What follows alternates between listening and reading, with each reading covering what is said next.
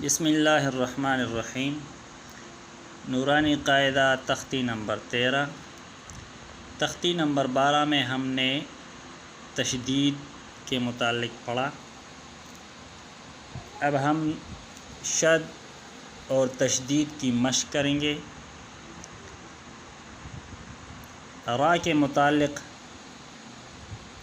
اگر را ساکن سے پہلے حرف ساکن ہو تو پھر اس سے پچھلے حرف کو دیکھیں گے۔ اگر اس پر زبر یا پیش ہو تو را کو موٹا پڑھیں گے، اور اگر زیر ہو تو را ساکنہ کو باریک پڑھیں گے۔ نون اور میم مشدد میں ہمیشہ غنہ ہوگا۔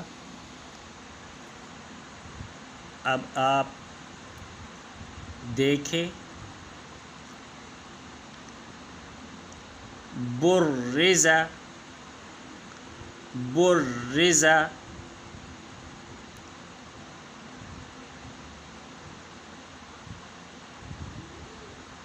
حصل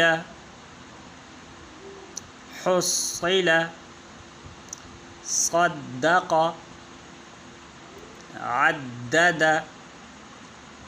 قدر، كذب، نعم، يظن، نون مشدد غنہ ہوگا۔ يظن، يحض، جنت جنت، ذرۃ، را موٹی ہوگی، ذرۃ، قوۃ، کرۃ، سعرت، قدمت، كذبت، زوجت، سجرت، فجرت، سيرت، عطلت، كورت، تطلع، تحدث، نيسر، هم البينة، قيمة، عشية، مذكر، أيان، إياك، للہ۔ لفظ اللہ سے پہلے لام ہے اور لام کے نیچے زیر ہے۔ جس طرح را کا قاعدہ ہے، اسی طرح لفظ اللہ کا بھی قاعدہ ہے۔ اگر اس سے پہلے زیر ہے، لفظ اللہ سے پہلے زیر ہے، تو پھر لفظ اللہ کے لام کو باریک پڑھیں گے، اور اگر اس سے پہلے زبر یا پیش ہو تو پھر لفظ اللہ کے لام کو موٹا پڑھیں گے۔ جس طرح بسم اللہ الرحمن الرحیم میں لفظ اللہ کے لام کو ہم باریک پڑھتے ہیں۔ للہ، تجلی، تجلی، یہ لام ہے، یہ لفظ اللہ والا لام نہیں ہے، لہٰذا اس لام کو باریک پڑھیں گے۔ تصدی، تزکی،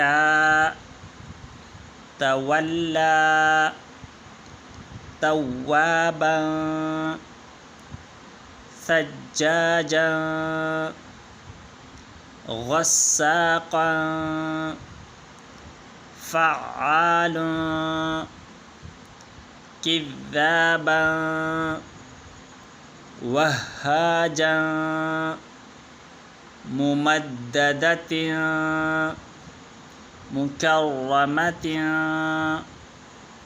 مطهرة والسماء والترائب والناشطات والنازعات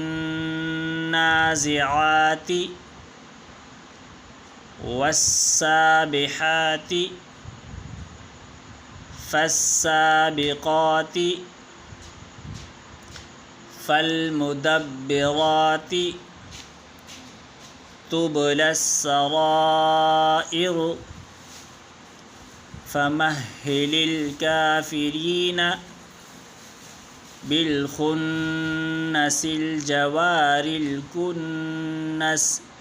اس میں را جو ہے اس کے نیچے زیر ہے تو لہٰذا اس کو ہم باریک پڑھیں گے. بالخنس الجوار الکنس،